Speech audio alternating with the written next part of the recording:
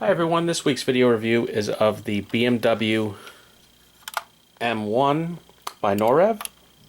This is pretty much the first BMW M car, coming out in the late 70s to about 1980 or so.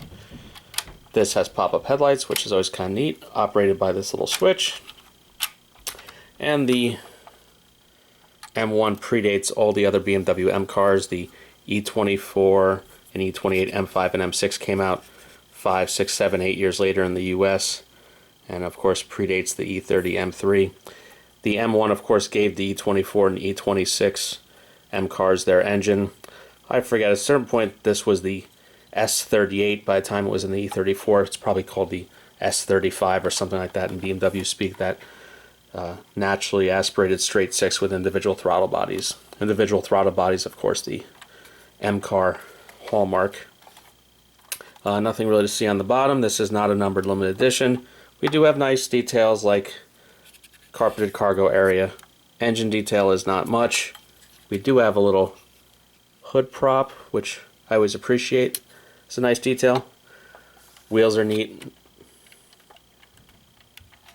If I can get the door open, I'm pretty sure that's carpeted as well in the interior. Yep, some light carpeting. Interior detail overall is pretty good. This isn't quite at auto art level, but neither is the price.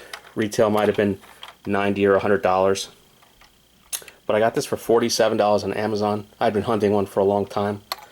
There's a little bit of detail under the front trunk. Paint's decent, no real flaws. Box is a typical window clamshell with styrofoam. Decent packaging overall. For a price, $47, and opening diecast.